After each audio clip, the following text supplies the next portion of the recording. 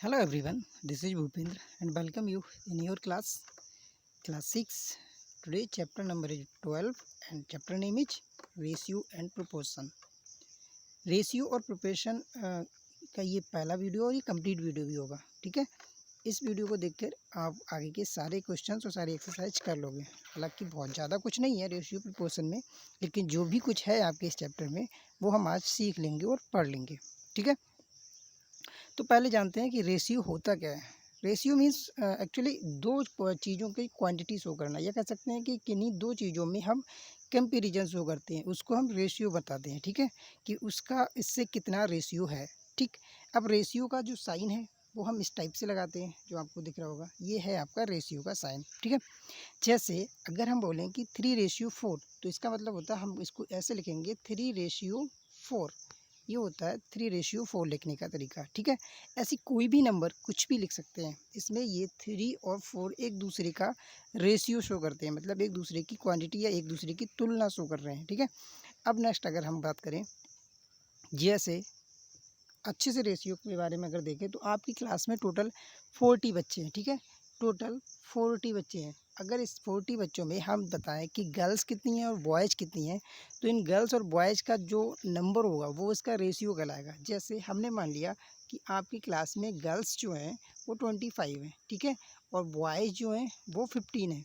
ठीक है, तो अब इसका अगर रेशियो लिखोगे कि क्या आपकी क्लास में गर्ल्स और बॉयज़ का रेशियो क्या है, तो गर्ल्स और बॉयज़ का जो रेशियो होगा वो 25:15। इसको इस टाइप से लिखते हैं। ठीक है, इसको आप फ्रैक्शन के रूप में भी लिख सकते हो, जैसे कि हम बोल सकते हैं 25 का रेशियो 15, यानी कि ये गर्ल्स और ये बॉयज़। तो ये रेशियो में होता है किसी भी क्लास में टोटल गर्ल्स और बॉयज़ का रेशियो शो करने का ये तरीका होता है।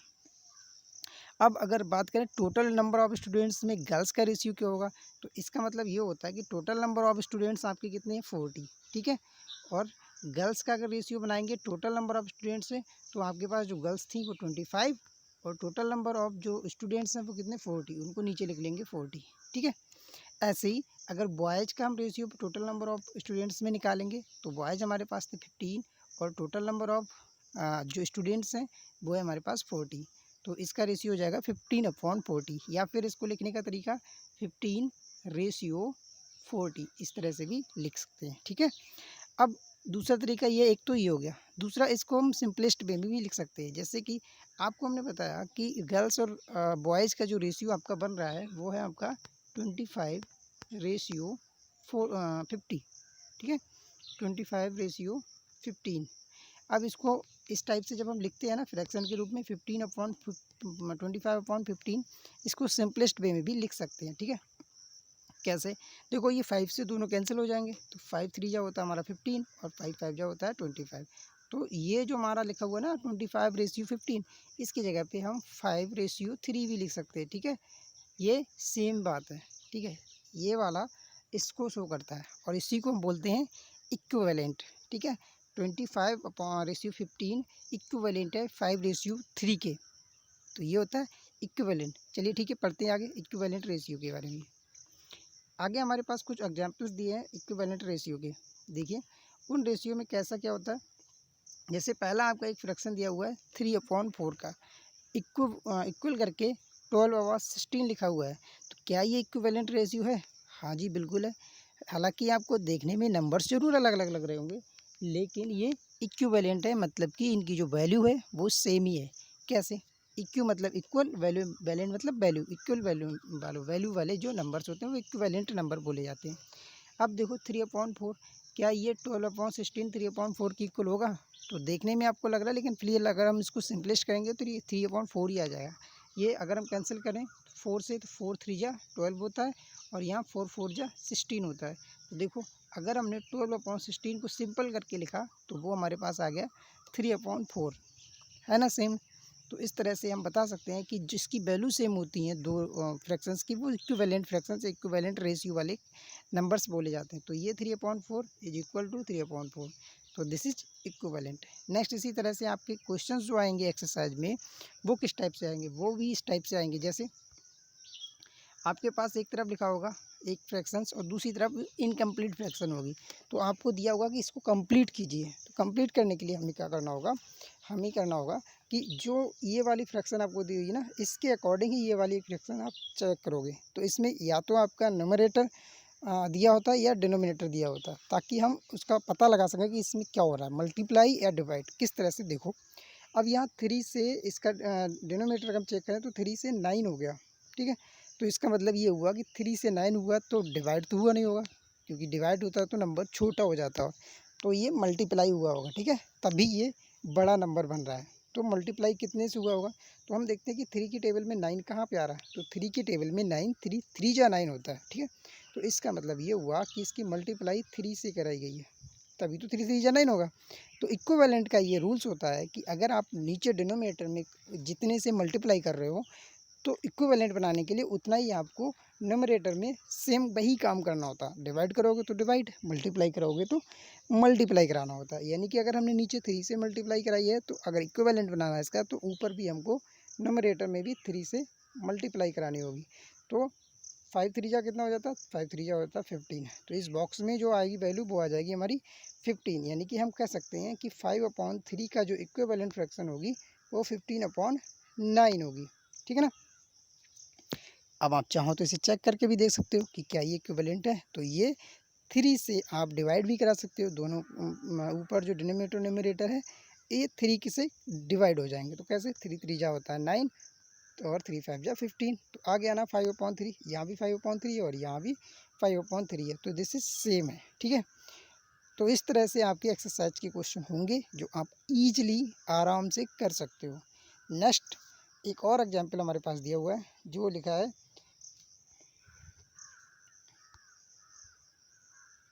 15/30 इक्वल टू 5/blank, यानी क्या आएगा उसमें वो आपको पढ़ना है।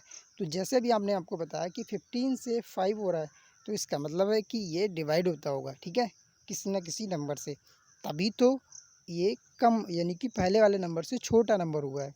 तो क्या करेंगे, तो 15 से 5 हुआ, इसका मतलब ये डिवाइड हुआ, कितने से डिवाइड हुआ ये हम चेक करने के लिए यहाँ से ही ले लेते हैं कि 5 की टेबल में 15 कहाँ पे आता है, यानी कि 3। तो हम कह सकते हैं कि ये डिवाइड हुआ होगा 3 से, तभी हम 5 को डिवाइड करेंगे। अगर 15 को डिवाइड करेंगे 3 से, तो ये हो जाएगा हमारा 3 5 जा 15, यानी कि आंसर इज 5।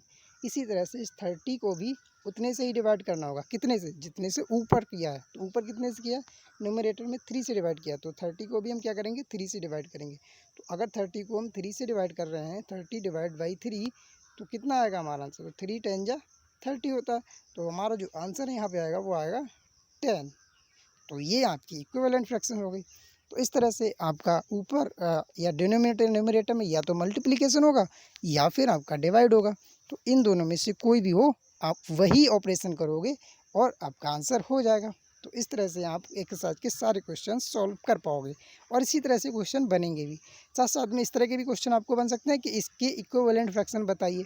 अगर इतना पूछ रहे हैं तो आप अपने ईजिली अपने मन से बना सकते हो, जैसे कि फर्स्ट 3 इक्विवेलेंट फ्रैक्शन बनाइए, 3 इक्विवेलेंट फ्रैक्शन बनाइए। तो जैसे अगर हम आपको एक नंबर दे दें और वो नंबर हो हमारे पास 2/3, हम कह दें आपसे कि इसकी फर्स्ट 3 इक्विवेलेंट फ्रैक्शंस बताइए, तो वो आपकी कौन कौन सी होंगी, वो हो जाएंगी आपकी 4/6, ठीक है, क्यों, क्योंकि ऊपर भी 2 से हमने मल्टीप्लाई करा दी, नीचे भी 2 से मल्टीप्लाई करा दी। ऐसे ही नेक्स्ट अगर हम कराएं तो 2 की एक बार 3 से कर लेंगे, तो 2 3 जा 6 और 3 जा 9।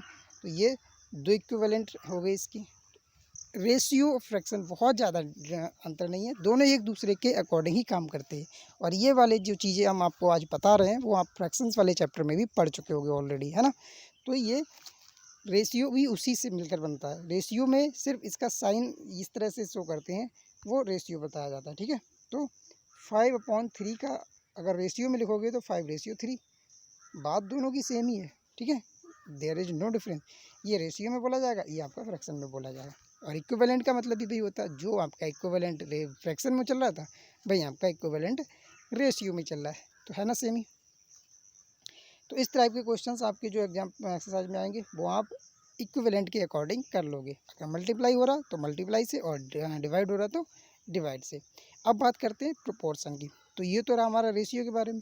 प्रोपोर्शन जो होता है वो दो रेशियो के बीच का जो आपका रिलेशन है वो दिखाता है। तो इसका जो साइन होता है वो इस टाइप का होता है, डबल रेशियो को बता देते हैं, ठीक है, वो हमारा प्रोपोर्शन होता है। तो रेशियो में सिंगल साइन बनता है और प्रोपोर्शन में डबल साइन बनता है। जैसे ये आपका एक रेशियो हो गया 10:15, दूसरा आपका 2:3, और इसके बीच में जो हमने साइन लगाया वो प्रोपोर्शन का साइन लगाया, ठीक है। इसमें आपको डबल दिखाते हैं वो।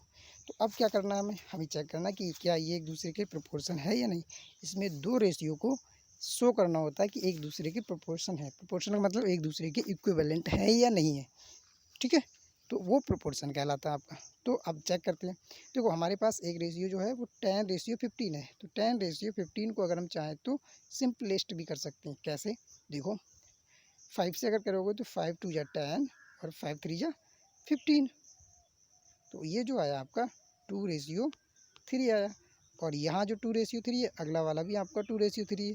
तो ये जो दोनों सेम वैल्यू रखते हैं, सेम ही है, तो हम कह सकते हैं कि ये दोनों प्रोपोर्शन है, यानी ये दोनों रेशियो प्रोपोर्शन में है, ठीक है। तो प्रोपोर्शन का जो साइन है वो लगा देंगे, इसका मतलब ये हुआ कि ये दोनों सही है। अब आपका जो एक्सरसाइज में क्वेश्चंस आएंगे वो इस टाइप के होंगे कि दो रेशियो आपको दिए होंगे, उन दोनों रेशियो का पूछा होगा, चेक कीजिए कि क्या ये प्रोपोर्शन में है, तो आप उनको इस टाइप से शो करके दिखा दोगे, ओके। जैसे एक एग्जांपल मैं आपको और लेता हूँ।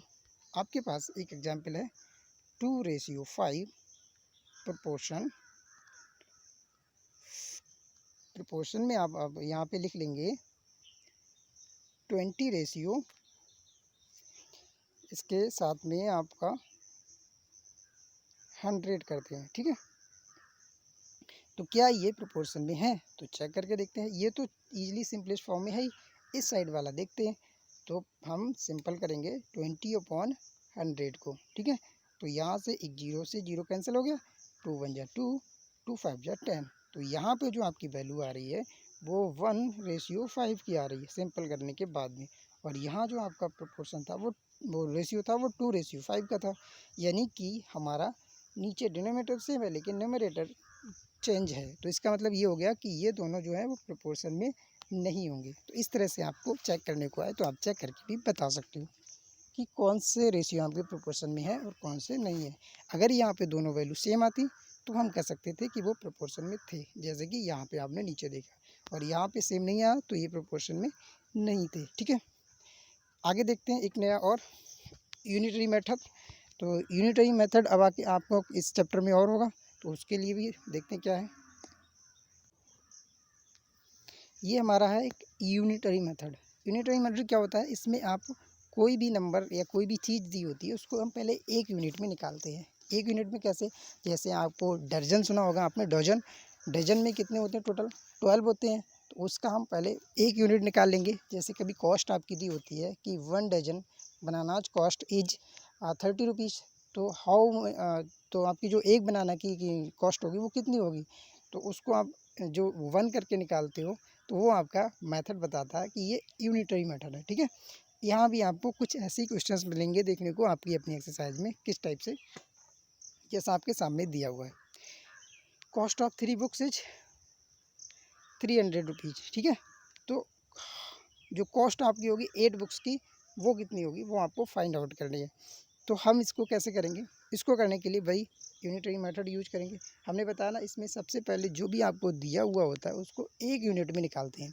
तो यहाँ भी आप एक यूनिट में निकालोगे, कैसे, देखिए सबसे पहले याद रखो कि अगर हम 3 बुक से 1 बुक का कॉस्ट निकालना चाहते हैं तो हमें क्या करना होगा। देखो यहाँ 3 बुक्स थी, अब यूनिटरी मेथड का मतलब हो कि पहले एक बुक्स का कॉस्ट निकाल लो। तो एक बुक की अगर कॉस्ट निकालोगे तो इसका जो मतलब हुआ वो ये हुआ कि हम देखो 3 से 1 बुक की तरफ जा रहे हैं। तो हमेशा ध्यान रखना, जब ज़्यादा से कम की तरफ आते हैं तो वहाँ पे डिवाइड करते हैं, ठीक है। और अगर ज़्यादा से कम की तरफ आता है तो डिवाइड होता है, कम से ज़्यादा की तरफ जाते हैं तो मल्टीप्लाई होता है। तो यहाँ हम क्या करेंगे, यहाँ हम करते हैं डिवाइड। किसका किससे करते हैं, ये जो कॉस्ट है ना उस कॉस्ट की डिवाइड होगी किससे, जो आपका क्वांटिटी दिया हुआ उससे। तो क्वांटिटी कितनी है 3, कॉस्ट है हमारे पास 300 और क्वांटिटी है हमारे पास 3। बस अगर हमने इतना कर लिया तो हमारे पास 1 बुक की कॉस्ट निकल आएगी, ठीक है। तो इसको अगर हम डिवाइड करेंगे तो यहाँ हमारा हो जाएगा 3 1 जा 3 और बाकी के 2 जीरो की जगह पे 2 जीरो, यानी कि 3 बुक्स अगर 300 की हैं तो 1 बुक की जो कॉस्ट होगी वो आपकी 100 हो जाएगी, ठीक है। अब हमने 1 बुक की ईजिली फाइंड आउट कर ली, तो अब अगर हम निकालें 8 बुक्स की तो ये भी ईजी हो जाएगा। वो कैसे ईजी हो जाएगा, देखो हमें पता है अब कि 1 बुक की जो कॉस्ट है हमारी, वो हमारी है 100 रुपीज़, ठीक है। तो अब 8 बुक की कॉस्ट अगर हम निकालेंगे तो देखो हम शुरू से ही आपको बता चुके हैं कि अगर हम कम से ज़्यादा की तरफ जाएंगे तो हमें क्या करना होगा, एक बुक से ज़्यादा की तरफ 8 बुक की तरफ आ रहे हैं तो मल्टीप्लाई कराना होगा, और अगर ज़्यादा से कम की तरफ आते हैं तो डिवाइड कराना होता है, ठीक है। जैसे अभी ऊपर क्या था 3 से 1 की तरफ, तो अब यहाँ 1 से 8 की तरफ जाए तो मल्टीप्लाई किसका जो एक बुक की कॉस्ट है ना उसकी 8 की क्वांटिटी से। तो 1 बुक की कीमत जो है वो 100, और 8 बुक की अगर निकालनी है तो हमें 8 से इसकी मल्टीप्लाई करा देनी है। तो क्या होगा आपका आंसर हमारा जो होगा वो 8 की 100 से मल्टीप्लाई करोगे तो 800, यानी कि 8 बुक्स की जो आपकी क्वांटिटी कॉस्ट होगी वो 800 हो जाएगी। इस तरह से सारे क्वेश्चंस हो जाएंगे यूनिटरी मेथड में। यूनिटरी मेथड में आपका जो भी दिया हुआ पहले उसको 1 यूनिट में फाइंड आउट करो, उसके बाद में जो आपसे पूछना है उसका मल्टीप्लाई करा दो। तो 1 यूनिट में निकालने के लिए आपको डिवाइड करना होगा, और बाकी जितनी यूनिट्स के बारे में वो पूछ रहा है उससे आप उसका मल्टीप्लाई करा दोगे, सिंपली हो जाएगा, ठीक है ना। आई होप आप समझ पाए होगे इसको। तो इस तरह से सारे क्वेश्चंस इसके सॉल्व हो जाएंगे और ईजिली आपको कोई प्रॉब्लम भी नहीं आएगी। तो ये इसका इस चैप्टर का लास्ट टॉपिक था, और यही सब है आपका इस चैप्टर में। बाकी जो भी टॉपिक थे हमने कवर कर लिए हैं, ठीक है। तो इसका होमवर्क कीजिए, और कोई प्रॉब्लम हो तो आप कांटेक्ट भी कर सकते हो। तो मिलते हैं फिर अपने नेक्स्ट चैप्टर के साथ, तब तक के लिए बाय बाय।